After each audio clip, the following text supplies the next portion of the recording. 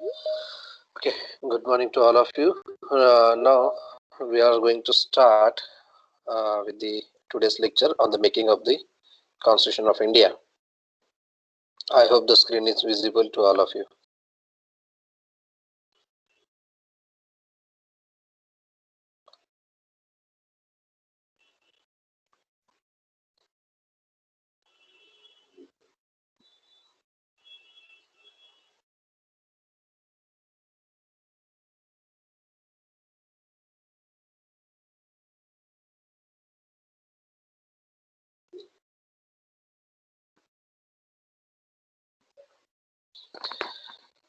Okay, making of the Constitution. As we have discussed, that the Constitution of India is a very beautiful document, and on which the democratic society, democratic building of India is founded upon.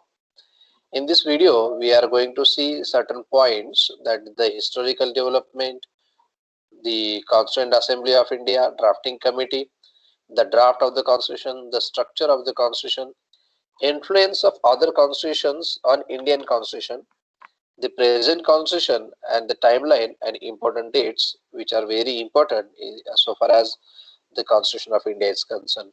As we all know that the objective resolution has been passed by Constituent Assembly, and it was read by Pandit Jawaharlal Nehru. The Constitution is about to aware a common man about the history and relentless efforts taken by our framers of the Constitution. Why it is necessary to understand the making of the Constitution. भारताचं संविधान समजून घेणं हे का गरजेचं आहे, तर सामान्य माणसाला देखील आपल्या भारतातल्या जे काही राजकारणी होते किंवा नेते होते ज्यांनी कॉन्स्टिट्यूशन बनवण्यासाठी किती प्रयत्न घेतले हे आपल्या सगळ्यांना माहिती व्हावं. To sensitize towards importance of the constitution, संविधानाचं महत्व सगळ्या लोकांना कळावं म्हणून आपल्याला संविधान निर्माण प्रक्रिया माहीत करून घेणं गरजेचं आहे. त्याचबरोबर to acquaint with the structures of the constitution, की कॉन्स्टिट्यूशनची नेमकी निर्मिती कशी झाली, त्याच्यामध्ये फंडामेंटल ड्युटी काय काय आहेत, आणि जोपर्यंत आपल्याला आपलं संविधान माहिती होणार नाही तोपर्यंत आपल्याला संविधानाचं महत्व देखील कळणार नाही. या ठिकाणी काही थोडेसे फोटोग्राफ्स आहेत इथे लावलेले, ज्याच्यामध्ये कॉन्स्टिट्यूंट असेंब्ली, डॉक्टर बाबासाहेब आंबेडकरांनी कशा प्रकारे कॉन्स्टिट्यूशन हँडओव्हर केलं डॉक्टर राजेंद्र प्रसाद यांना, ड्राफ्टिंग कमिटीचे जे काही मेंबर होते ते member headed by doctor B R Ambedkar इथे दिसते आपल्या डावीकडे, आणि उजवीकडे Jawaharlal Nehru addressing the constituent assembly in the year 1946 हे देखील आपल्याला पाहायला मिळत आहेत.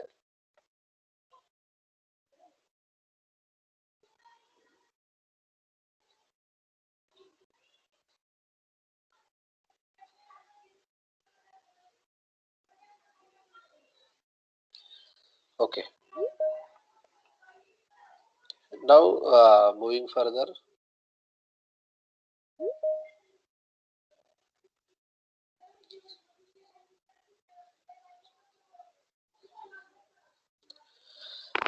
The judge Learned Hand is a very learned judge in the American District Court. He once said that the Constitution is not a charter of liberty granted by the power, but it is a charter of power granted by the liberty. Means it is the people's liberty who has created the power, that is the executive, legislative, and judicial power has been created by we the people of India, and therefore the Constitution is considered as a living document. It is considered, it is related with these emotions and senses of the people of India, and therefore it is considered as a living document. It is also known as the law of the land. It is a civil law of India. Law of the land means one who come into India, he must acknowledge with the existence of the Constitution of India, with the principles and rules of the Constitution of India, and therefore the Constitution is regarded as a rule of law. Okay, moving further, we'll see how the Constitution of India, the present Constitution of India has been developed. Historical development of the Constitution of India. We all know that the freedom movement has started first of all in the year 1857. 1857 चा उठाव ज्याला असं आपण म्हणतो, आणि त्या 1857 च्या उठावापासून भारतामध्ये खऱ्या अर्थाने स्वातंत्र्यासाठी चळवळ सुरू झाली किंवा स्वातंत्र्याची चळवळ सुरू झालेली आपल्याला पाहायला मिळते. 1830 पासून खरं तर ब्रिटिशांनी भारतात आपले पाय रोवायला सुरुवात केली होती. तो इतिहास आपल्याला माहिती आहे. परंतु 1857 मध्ये जेव्हा पूर्णपणे ब्रिटिश कंपनी सरकार भारतावर होतं, 1857च्या उठावानंतर कंपनी सरकार जाऊन ब्रिटिश राणीचं सरकार आपल्याकडे तयार झालं. गेटवे ऑफ इंडिया तयार करण्यात आला वगैरे. त्यानंतर त्याचाच परिपाक म्हणून ब्रिटिश पार्लमेंटने भारतासाठी गव्हर्नमेंट ऑफ इंडिया ऍक्ट 1858 तयार केला. 1858च्या कायद्याद्वारे भारतामध्ये संविधानाची किंवा एकूण डेमोक्रेटिक प्रोसेस त्या ठिकाणी सुरू झालेली आपल्याला पाहायला मिळते. याच सुधारणेचा पुढचा परिपाक म्हणजे Indian councils act 1861, 1861 and 1909 which is also known as Morley Minto सुधारणा कायदा असं देखील त्याला म्हटलं जातं. मॉर्लेमेंटो सुधारणा म्हणजे काय, तर मॉर्ले आणि मिंटो नावाचे जे दोन ब्रिटिश अधिकारी होते ते भारतामध्ये आले आणि त्यांनी भारताचं संविधान कसं असावं किंवा भारताची एकूण जी काही राजनीतिक डेव्हलपमेंट आहे, डेमोक्रेटिक डेव्हलपमेंट आहे, त्याला पुढे नेण्याचं काम त्यांनी केलेलं आहे. 1919 साली झालेला गव्हर्नमेंट ऑफ इंडिया ऍक्ट हा मॉन्टेग्यू चेम्सफोर्ड सुधारणेचा परिपाक आहे किंवा त्याचा परिणाम आहे. Montagu Chelmsford was the British parliamentarian होते ते आणि त्यांना भारतामध्ये पाठवण्यात आलं. भारताची एकूण स्थिती बघून भारतासाठी काय कायदा करता येईल का, भारतामध्ये लोकांना प्रातिनिधिक स्वरूपात संसदेमध्ये किंवा प्रातिनिधिक स्वरूपात त्यांना कायदा निर्माण करण्याची जी काही प्रक्रिया आहे त्याच्यामध्ये सामावून घेता येईल का, असा त्या ठिकाणी विचार पुढे आला आणि त्या अनुषंगाने गव्हर्नमेंट ऑफ इंडिया ऍक्ट तयार झाला 1919चा. 1919चा गव्हर्नमेंट ऑफ इंडिया ऍक्ट आल्यानंतर त्याच्यामध्ये देखील काही सुधारणा होणं अपेक्षित होतं आणि म्हणून 1935 साली गव्हर्नमेंट ऑफ इंडिया ऍक्ट तयार करण्यात आला. सायमन कमिशन की ज्याच्यामध्ये एकही भारतीय प्रतिनिधी घेतलेला नसल्यामुळे सायमन कमिशन गो बॅक सारखे नारे लागले. त्या ठिकाणी अनेक क्रांतिकारकांनी म्हणजे लाला लजपत राय खास करून यांनी त्याच्या विरुद्ध आवाज उठवला आणि लाल बालपाल म्हणजे बाळ गंगाधर टिळक आणि लाला लजपत राय यांचा त्या ठिकाणी मोठ्या प्रमाणात ब्रिटिशांविरुद्ध आवाज उठवण्याची प्रक्रिया सुरू झाली. 1935चा गव्हर्नमेंट ऑफ इंडिया ऍक्टच्या द्वारे खरं तर भारताला डोमिनियन स्टेटस म्हणजे पूर्ण स्वातंत्र्य देण्याची मागणी जोर धरू लागली आणि 1947 साली आलेला इंडियन इंडिपेंडन्स ऍक्ट 1947 या 1947 ऍक्ट द्वारे काय झालं, मग भारताला भारत आणि पाकिस्तान अशा दोन विभागात विभागण्यात आलं आणि भारताला स्वातंत्र्य देण्याचं ब्रिटिशांनी मान्य केलं किंवा कबूल केलं. आणि भारताला स्वातंत्र्य दिल्यानंतर मग पुढची प्रक्रिया म्हणजे की भारताचं स्वतःचं एक संविधान असावं, स्वतःची घटना असावी, राज्यघटना असावी आणि ती प्रक्रिया 1947 पासून सुरू झाली.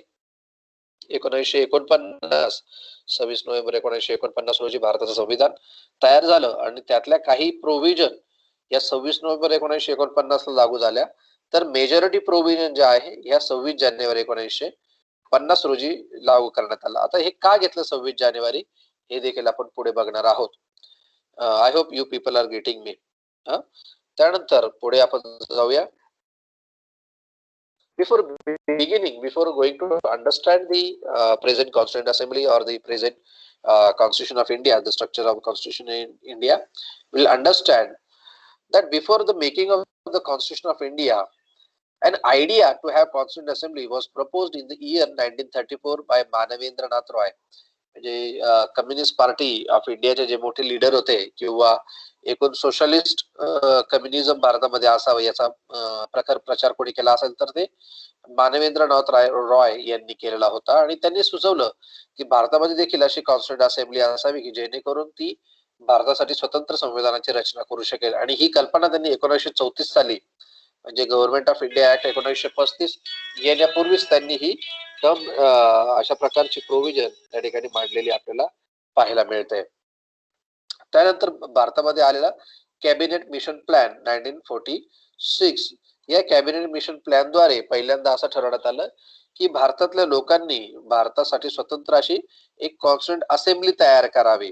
याच्यामध्ये आता खरं तर मुस्लिम लीग आणि इंडियन नॅशनल काँग्रेस या दोन्ही होत्या, परंतु इंडियन नॅशनल काँग्रेस आणि मुस्लिम लीग यांचे मतभेद झाल्यामुळे परत मुस्लिम लीग त्याच्यातून बाहेर पडली मात्र कॅबिनेट मिशन प्लॅनचा परिणाम असा झाला की त्याच्यामुळे कॉन्स्टिट्युएंट असेंब्ली संविधान सभेची निर्मिती त्या ठिकाणी करण्यात आली आणि त्या 389 जागांसाठी इलेक्शन घेण्यात आलं.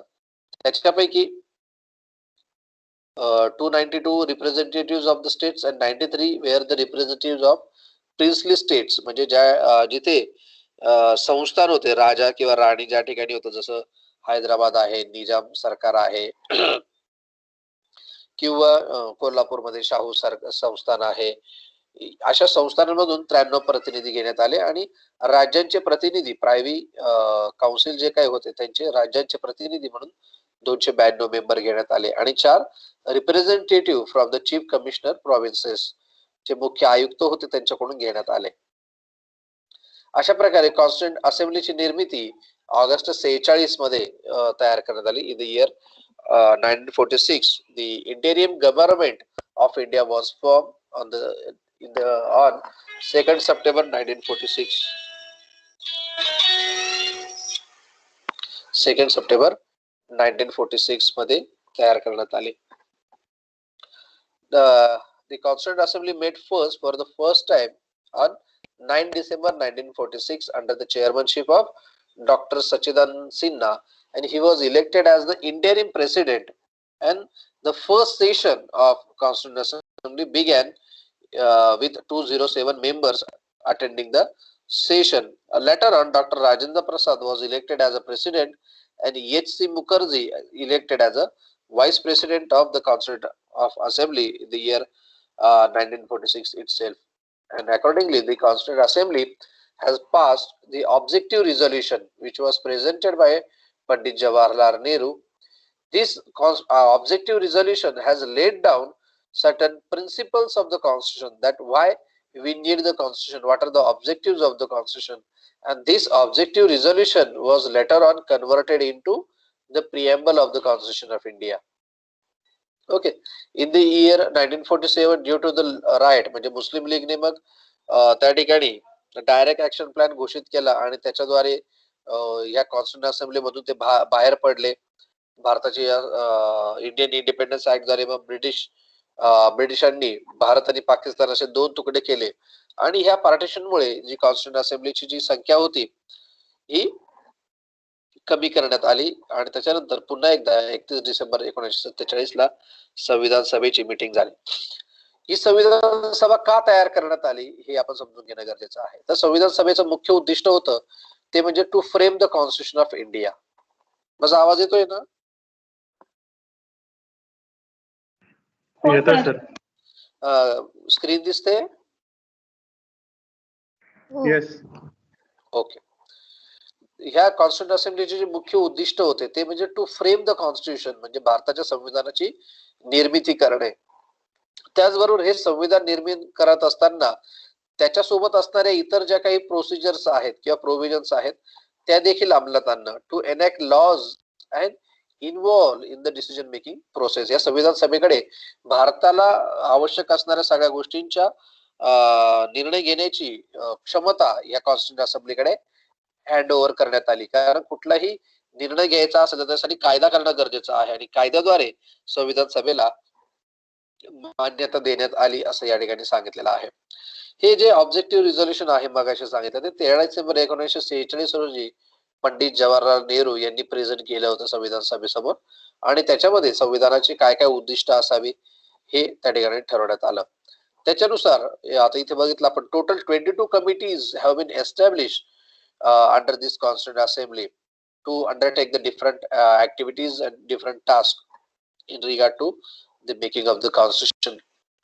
अशा अनेक कमिटीज होत्या ज्याच्यामध्ये ज्या मुख्य कमिटी होत्या, major committees was the drafting committee, union power committee, union constitution committee, provincial committee and advisory committee असे या ठिकाणी तयार करण्यात आलेले होते.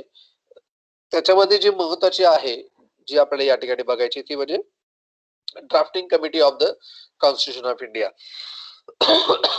या ड्राफ्टिंग कमिटीकडे संविधानाची निर्मिती करण्याची प्रक्रिया किंवा संविधानाचा मसुदा कसा असावा हे या ड्राफ्टिंग कमिटीकडे मुख्य काम देण्यात आलेलं होतं. त्याच्याबरोबर बाकीच्या ज्या कमिटी आहे, युनियन पॉवर कमिटी म्हणजे सेंट्रल गव्हर्नमेंटला कुठले अधिकार असावे आणि कॉन्स्टिट्यूशनचं एकूण स्ट्रक्चर कसं असावं याचे चेअरमन पंडित जवाहरलाल नेहरू होते. त्यानंतर provincial constitution committee Sardar Vallabhbhai पटेलांकडे होती. म्हणजे काय, तर भारतामध्ये जे वेगवेगळे संस्थान होते किंवा वेगवेगळे राज्य जे होते, वेगवेगळे राजे त्या ठिकाणी राज्य करत होते, त्यांचं विलिनीकरण भारतात करून घेणं गरजेचं होतं आणि त्यासाठी प्रोव्हिन्शियल कॉन्स्टिट्यूशन कमिटी तयार करण्यात आली. त्याचबरोबर भारतामध्ये अनेक मायनॉरिटीज आहेत, ट्रायबल्स आहेत. फंडामेंटल राईट म्हणजे नुकतंच त्यावेळी युनायटेड नेशन चार्टर तयार करायचं काम चालू होतं. सेकंड वर्ल्ड वॉर संपलेलं होतं. त्याच्यामुळे universal declaration of human rights म्हणजे UDHR आणि काही फंडामेंटल राईट्स भारताच्या संविधानामध्ये असावे, जसं युनायटेड नेशनच्या चार्टरमध्ये आहे तसं, असा विचार देखील पुढे आला आणि त्याचे अध्यक्ष देखील सरदार वल्लभभाई पटेलांना करण्यात आलं होतं. त्याचबरोबर अनेक कमिटीज त्या ठिकाणी स्थापन केलेल्या होत्या. या ठिकाणी तुम्हाला स्क्रीनवर दिसतंय की अनेक कमिटी त्या ठिकाणी स्थापन करण्यात आलेल्या होत्या. जी ऍडवायझरी कमिटी होती त्या कमिटीच्या अंडर या सगळ्या सब कमिटीज त्या ठिकाणी निर्माण करण्यात आलेल्या होत्या. Rules of procedure of committee 5 number दाखवले doctor Rajendra Prasad. Steering committee and national flag and ad hoc committee ही डॉक्टर राजेंद्र प्रसाद यांच्या अध्यक्षतेखाली होती. The committee for the function of the constituent assembly म्हणजे संविधानाची जी कॉन्स्टिट्यूंट असेंब्ली आहे, ज्याला आपण पार्लमेंट म्हणतो आता सध्या, हे कसं चालावं याचं अध्यक्ष GV माळवणकर या मराठी माणसाकडे होतं. आणि आपल्याला माहिती आहे की जेव्हा 26 जानेवारी 1950 ला संविधानाची निर्मिती झाली, संविधान सभा अस्तित्वात आली, त्यावेळी पार्लमेंटचे पहिले अध्यक्ष, लोकसभेचे पहिले अध्यक्ष म्हणून या GV मावळणकरांना त्या ठिकाणी अपॉइंट करण्यात आलेलं होतं. ओके, मुव्हिंग फर्दर, एक जे नाव आहे की जे नेहमी या संविधान प्रक्रियेपासून लांब राहिलेलं आहे ते म्हणजे सर बेनेगल नरसिंग राव. म्हणजे सर BN राव हे एक इंडियन सिव्हिल सर्वंट होते. त्यानंतर अनेक देशांमध्ये त्यांनी भारताचं डिप्लोमॅट म्हणून काम केलेलं होतं. अनेक देशांमध्ये त्यांना एक मानाचं स्थान, स्टेट्समन म्हणून त्यांची ख्याती त्या ठिकाणी होती. जम्मू अँड काश्मीरचे चीफ मिनिस्टर देखील अनेक वर्ष ते होते. त्यानंतर permanent court of international justice J आहे हेग मध्ये, तिथे ते ऍज अ जज म्हणून देखील त्यांना अपॉइंट करण्यात आलेलं होतं. तर यांची कॉन्स्टिट्यूशन ऍडवायझर म्हणून नेमणूक संविधान सभेने केलेली होती. कॉन्स्टिट्यूशन ऍडवायझर म्हणजे काय, की संविधान नेमकं कसं असावं, म्हणजे त्याचं स्ट्रक्चर कसं असावं याचं काम या सर BN राव यांच्याकडे देण्यात आलेलं होतं. आणि त्यांनी he has prepared original draft of the constitution based on the reports and his research into the constitution of the other nations. बाकीच्या देशांच्या संविधानाचा अभ्यास करून आणि एकूण संविधान कसं असावं याचा सगळा अभ्यास करून त्यांनी संविधानाचं स्ट्रक्चर त्या ठिकाणी तयार केलं आणि ते डॉक्टर बाबासाहेब आंबेडकरांना हँड ओव्हर केलं. आणि डॉक्टर बाबासाहेब आंबेडकरांचं काम होतं की त्या स्ट्रक्चरनुसार भारताच्या संविधानाचा मसुदा तयार करणं. आणि म्हणून सर BN राव यांचं जे काही स्थान आहे हे अतिशय महत्वाचं आहे. डॉक्टर बाबासाहेब आंबेडकर स्वतः 29 ऑगस्ट 1947 ला त्यांच्या भाषणामध्ये असं म्हणतात की सर BN राव यांनी जे कॉन्स्टिट्यूशन दिलेलं आहे किंवा जो स्ट्रक्चर दिलेला आहे हा माझ्यासाठी अतिशय महत्वाचा होता आणि त्या मार्गदर्शनानुसार मी माझं मसुदा तयार करण्याचं काम केलेलं आहे. आणि त्याच्यामुळे त्यांनी सर BN राव यांचे आभार मानलेले आपल्याला पाहायला मिळतात. जी ड्राफ्टिंग कमिटी होती त्याचे 7 मेंबर्स आहेत. त्याचे चेअरमन डॉक्टर BR आंबेडकर, इथे फोटोमध्ये दिसत आहेत ते, सर कन्हैयालाल मुंशी, मोहम्मद सादुल्ला, आल्हादी कृष्णस्वामी अय्यर, गोपाल स्वामी अय्यंगार, DP खेतान आणि BL मित्तर असे बाकीचे मेंबर्स होते. याच्यापैकी DP खेतान हे नंतर वारले आणि BL मित्तर असतील किंवा मोहम्मद सादुल्ला असतील यांनी नंतर फारसा भाग घेतलेला नव्हता संविधान निर्माणाच्या प्रक्रियेत. त्याच्यामुळे मुख्य जो काही भार होता हा सगळा वर्कलोड हा डॉक्टर बाबासाहेब आंबेडकरांवर पडला आणि त्याच्यामुळे त्यांना संविधानाची निर्मिती करण्याकरता खूप कष्ट घ्यावे लागले. ऑक्टोबर 1947 पासून या संविधान सभेची ड्राफ्टिंग कमिटीने त्यांचं काम सुरू केलं आणि त्यांनी जो ड्राफ्ट BN राव यांनी दिला होता कॉन्स्टिट्यूशन ऍडवायझरने, त्या अनुषंगाने आपल्या संविधानाची निर्माण प्रक्रिया त्या ठिकाणी सुरू केलेली दिसून येते.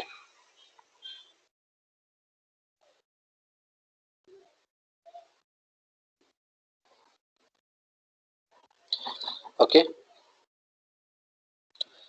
Then next the draft of the Constitution of India has been prepared by the Dr. B.R. Ambedkar.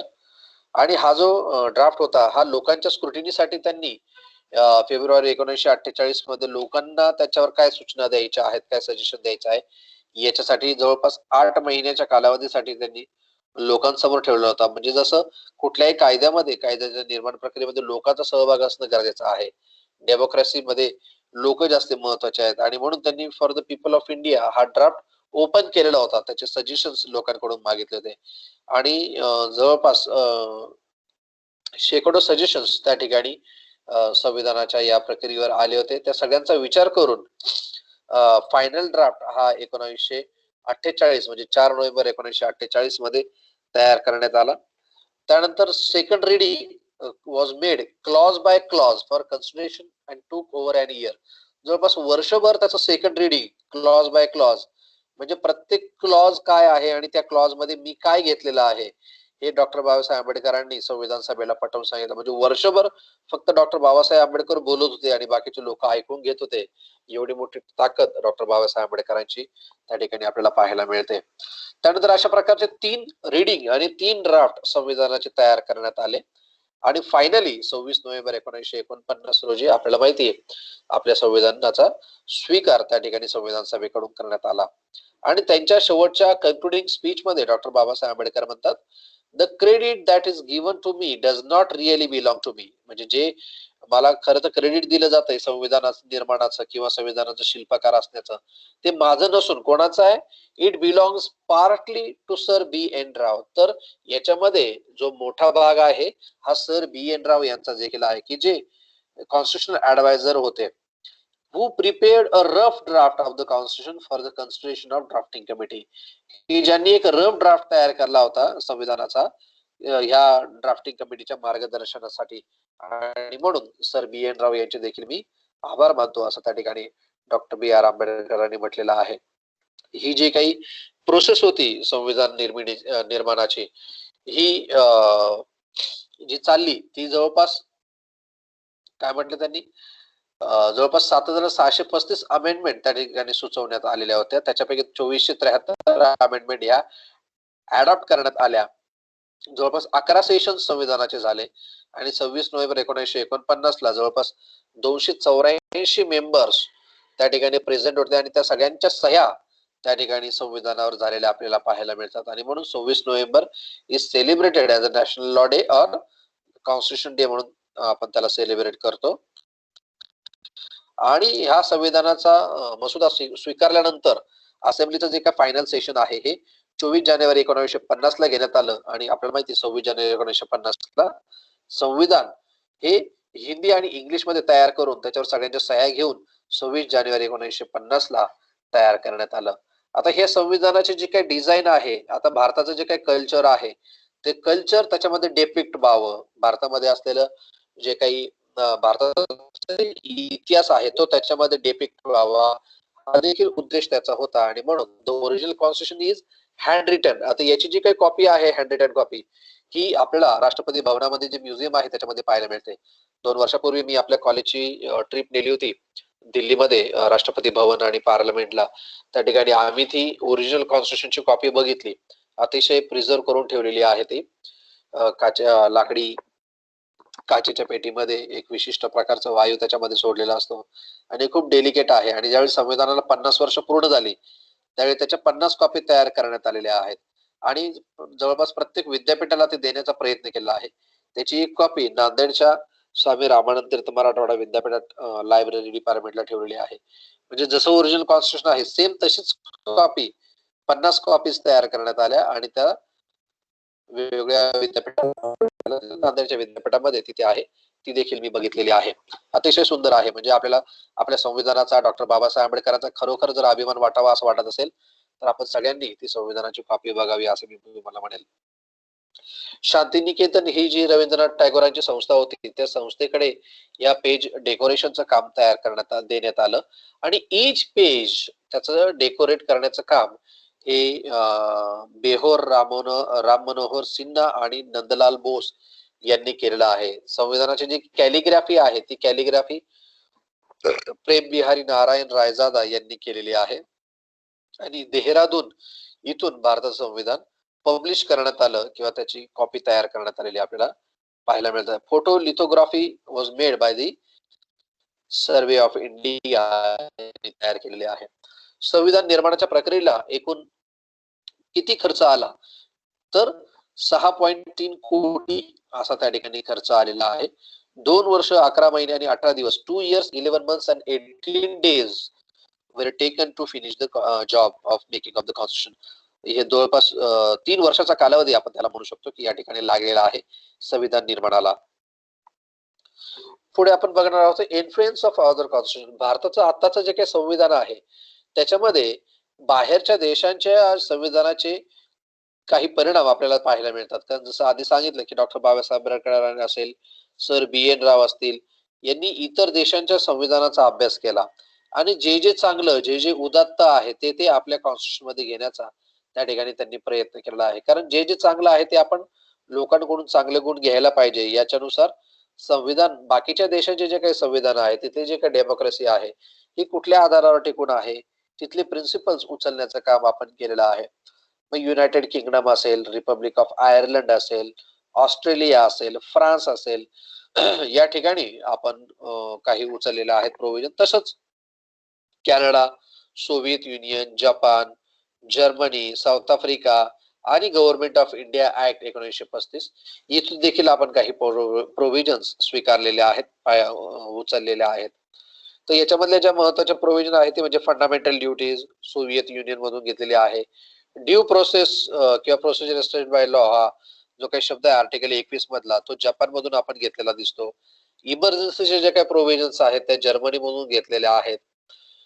Parliamentary गव्हर्नमेंटची जी काही सिस्टीम आहे ही आपण इंग्लंड मधून घेतलेली आहे. त्याचबरोबर speaker of Lok Sabha, legislative procedure, judicial review ह्या प्रोव्हिजन्स आपण युनायटेड किंगडम मधून घेतलेल्या आहेत. त्याच directive principles of state policy part 4 of constitution of India किंवा प्रेसिडेन्शियल इलेक्शन कसं असावं हे आयर्लंड मधून घेतलेलं आहे. ऑस्ट्रेलिया मधून आपण freedom of trade between states म्हणजे इंटरस्टेट ट्रेड अँड कॉमर्स हा जो काही भाग आहे भारताच्या संविधानामधला तो घेतलेला आहे. फ्रान्स मधून आपण आयडियाज जे आहे लिबर्टी, इक्वॅलिटी आणि फ्रॅटर्निटीच्या त्या आपण फ्रान्स कॉन्स्टिट्यूशन मधून डिराव केलेल्या आहेत, घेतलेल्या आहेत. अशा प्रकारे एक सुंदर संविधान त्या ठिकाणी आपण निर्माण केलेलं आहे. आताचे जे काही संविधान आहे ते कसं होतं तर जवळपास 22 parts, 22 parts, 395 articles and 8 schedules were there in the initial constitution when it was adopted by the drafting committee. Then later on, at present, the constitution has a 24 parts, 459 articles and 12 schedules. Till January 2020, 104 amendments have been made to the Constitution of India. म्हणजे भारताचे संविधान स्वीकारून 70 वर्ष झाले आणि या 70 वर्षाच्या कालावधीमध्ये बदललेल्या परिस्थितीनुसार, बदललेल्या काळामानानुसार किंवा झालेल्या टेक्नॉलॉजिकल सायंटिफिक डेव्हलपमेंटनुसार किंवा सोशो पॉलिटिकल डेव्हलपमेंटनुसार आपण वेळोवेळी त्याच्यामध्ये बदल केले. कारण कायदा जर बदलला नाही तर तो कायदा आउटडेटेड होतो, रिडंडंट होतो आणि म्हणून आपण जवळपास 104 पेक्षा जास्त अमेंडमेंट्स या भारताच्या संविधानामध्ये केलेल्या आहेत. भारताच्या संविधानाच्या इंटरप्रिटेशन मध्ये सुप्रीम कोर्ट आणि हायकोर्ट जे आहेत भारतामधले यांनी खूप मोठी भूमिका पार पाडलेली आहे. फार मोठमोठ्या केसेस मध्ये सुप्रीम कोर्टाने अतिशय महत्वपूर्ण निकाल दिले आहे की ज्याच्यामुळे संपूर्ण संविधानाचा चेहरा मोहरा बदलण्याचं काम झालेलं आहे. Balaji versus state of Mysore, Maneka Gandhi, ADM Jabalpur, state of UP versus Rajnarayan किंवा Indira Gandhi versus Rajnarayan, PUCL that is public union for civil liberties, Chandrima Das, Kesavananda Bharati, AK Gopalan, SR Bommai, people's union for democratic rights या आणि अशा असंख्य केसेसमुळे भारताच्या संविधानामध्ये मोलाची भर कॉन्स्टिट्यूशन सुप्रीम कोर्टाकडे केलेली आपल्याला पाहायला मिळते. आताचं जे काही कॉन्स्टिट्यूशन आहे मगाशी तुम्हाला सांगितलं 22 पार्ट्स त्या ठिकाणी आहेत. तर हे पार्ट्स आपल्याला पाहायला मिळतात अशा प्रकारे पार्ट 1, पार्ट 2, पार्ट 3, पार्ट 4. आपल्याला फक्त पार्ट 4A पर्यंत जास्त माहिती असतं. पुढचे पार्ट आपण जास्त बघत नाही कारण आपल्या सिलेबस मध्ये ते नसल्यामुळे. तर पार्ट 4A इथपर्यंत आपण जास्तीत जास्त बघत असतो आणि सेकंड टर्मला तुम्हाला मध्ये union, the states, union territories हा थोडासा भाग आहे. तो आपल्याला पाहायला मिळतो त्या ठिकाणी. अनेक शेड्यूल्स म्हणजे काय, it is an attachment to the constitution, की जे कायद्यामध्ये जी सेक्शन आहे किंवा आर्टिकल आहे त्या ठिकाणी जर दिलं तर त्या ठिकाणी मल्टिप्लिसिटी होऊ शकते किंवा विनाकारण ताण वाढू शकतो, आणि म्हणून सेपरेट शेड्यूल त्या ठिकाणी अटॅच केलेले आपल्याला पाहायला मिळतात. जसं first schedule it deals with article 1 and article 4. याच्यामध्ये भारताच्या मध्ये असलेले जे काही वेगवेगळे राज्य आहेत आणि केंद्रशासित प्रदेश आहेत, स्टेट अँड युनियन टेरिटरीज, भारतामध्ये कुठले कुठले स्टेट्स आहेत, भारत म्हणजे नेमकं काय याची डेफिनेशन याच्यामध्ये केलेली आहे. तर भारत म्हणजे काय, तर भारत मीन्स इंडिया असं त्या ठिकाणी डेफिनेशन दिलेली आहे. आणि आर्टिकल शेड्यूल 1 मध्ये जे काही स्टेट्स अँड युनियन टेरिटरीची लिस्ट आहे, या सगळ्यांनी मिळून भारताचा जॉग्राफिकल टेरिटरी त्या ठिकाणी तयार झालेली आहे असं सांगितलेलं आहे. This is very important timeline and formation of the constitution of India. थोडक्यात आपण भारताच्या संविधानाचे निर्माणाचे जे टप्पे आहेत ते या ठिकाणी बघूया.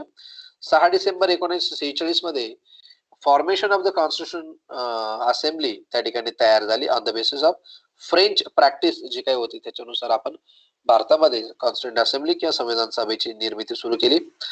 9 डिसेंबर 1946 मध्ये the first meeting was held where in the first session was addressed by Dr.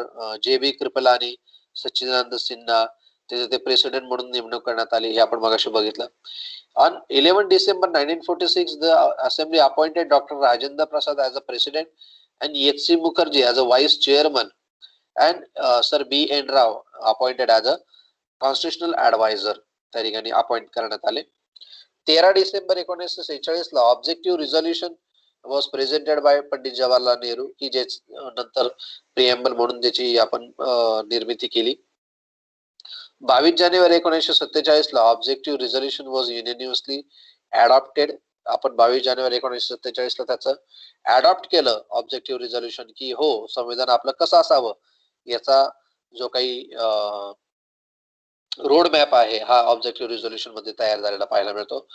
22 जुलै 1947 ला आपण आपला जो नॅशनल फ्लॅग आहे तिरंगा, तो त्याचा स्वीकार 22 जुलै 1947 ला केलेला आहे. 15 ऑगस्ट 1947 ला भारताला स्वातंत्र्य मिळालं. भारत आणि पाकिस्तान अशी वेगळी निर्मिती झाली. 29 ऑगस्ट 1947 मध्ये ड्राफ्टिंग कमिटी अपॉइंट झाली आणि डॉक्टर B.R. आंबेडकर त्याचे चेअरमन म्हणून अपॉइंट करण्यात आले. 16 जुलै 1948 ला H.C. Mukherjee and V.T. Krishnamachari was also elected as a second vice president of the Constituent Assembly. त्यांचे उपाध्यक्ष म्हणून H.C. Mukherjee आणि कृष्णमाचारी यांची अपॉइंटमेंट करण्यात आली. 26 November 1949 the Constitution was adopted by the Constituent Assembly. Preamble मध्ये त्याची तारीख आलेली आहे 26 नोव्हेंबर 1949 ला आपण हे संविधान स्वीकारतोय म्हणून. 24 जानेवारीला संविधान सभेची शेवटची मीटिंग झाली, की ज्यामध्ये या कॉन्स्टिट्यूशन वर जवळपास सगळ्या सदस्यांनी 284 सदस्यांनी आपल्या सह्या केलेल्या आपल्याला पाहायला मिळतात, की आम्ही सगळेजण याला मान्यता देत आहोत, स्वीकृत करत आहोत म्हणून. आणि the present constitution came into force in 26 January 1950. Now there are two important dates, 26 November 1949 and 26 January 1950. As we all know that the Constituent Assembly has approved and adopted the draft of the Constitution of India on 26 November 1949. We know in preamble there is a wording that we do hereby on November 26, 1949 do hereby adopt, enact and gives to ourselves this constitution असे त्या ठिकाणी date आलेली आहे. आणि therefore 26 November celebrated as a constitution day or a law day म्हणून साजरा करण्यात आलं.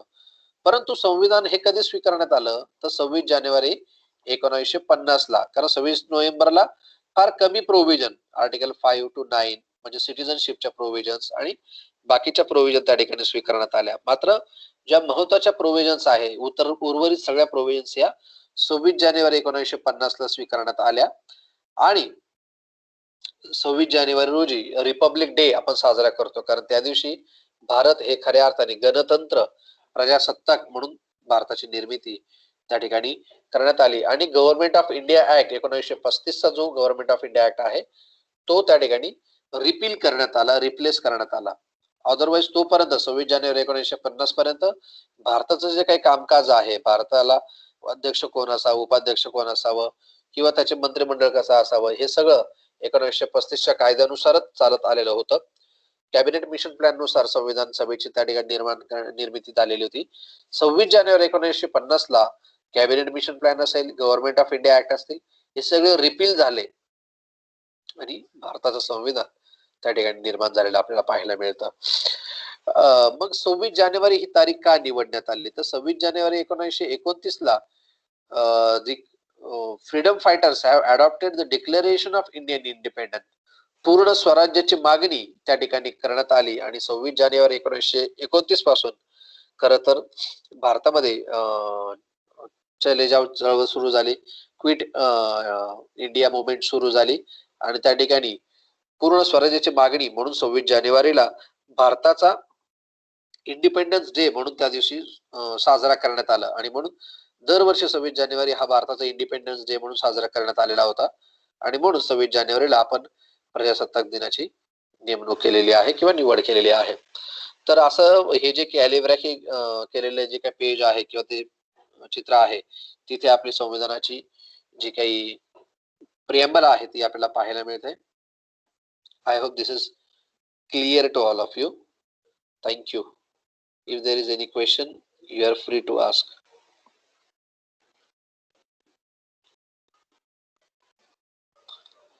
कोणाचे काही प्रश्न